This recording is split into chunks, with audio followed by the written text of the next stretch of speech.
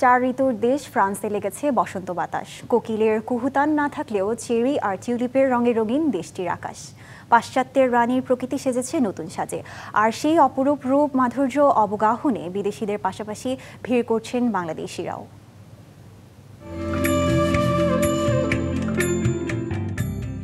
নেই কোকিলের কুহুতান, অলির উড়াউড়ি নেই আম্রমুকুলে, আছে পুষ্পে পুষ্পে সজ্জিত চেরি আর টিউলিপের রাজত্ব। এভাবে বসন্ত ধরা দিয়েছে চার ঋতুর দেশ ফ্রান্সে।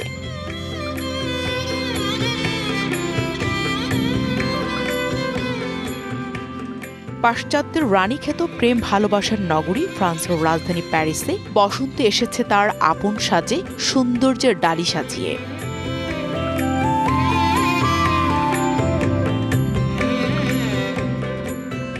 প্রকৃতি সেজেছে নতুন সাজে, বৃক্ষ রাজিতে নতুন কচি পাতা জানান দিয়েছে তার আগমনের বার্তা। পত্র পল্লব ভরে উঠেছে নতুন ফুলে।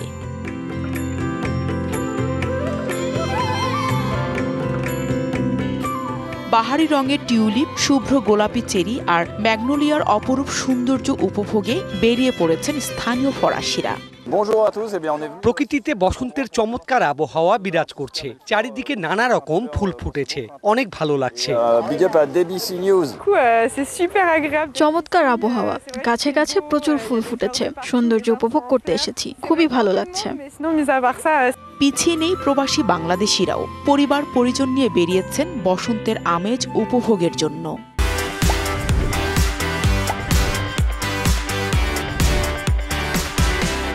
ফ্রান্সে বসন্ত শুরু হয়েছে, সুন্দর একটা দিন, সানি ওয়েদার। আমরা ঘুরতে আসছি আইফেল টাওয়ারের আশপাশে, খুব সুন্দর পরিবেশ, মনোরম পরিবেশ। আমরা ফ্যামিলি নিয়ে আসলাম, গাছে গাছে ফুল, খুব সুন্দর ফুল। ফ্রান্সের প্রকৃতি যেন দুহাত বাড়িয়ে সবাইকে কাছে টানছে বসন্তের মোহনীয় সৌন্দর্য উপভোগ করতে। আসসালামু আলাইকুম, আজকে হলো আমি ট্যুর আইফেলে আসছি, অনেক অনেক ভালো লাগতেছে, ফুলটি দেখলাম, অনেক অনেক ভালো লাগতেছে। Ça me fait du bien de regarder la tour Eiffel, donc vraiment je suis super contente et je suis reconnaissante. আলোর ঝলমলে রৌদ্র উজ্জ্বল দিন, গাছে গাছে শুভ্র গোলাপি বেগুনি রঙের চেরি, ম্যাগনোলিয়ার অপরূপ বর্ণিল সৌন্দর্য আর টিউলিপের নয়া অভিরাম বিমোহিত দৃশ্যই বলে দিচ্ছে ফ্রান্সের প্রকৃতিতে লেগেছে বসন্তের ছোঁয়া।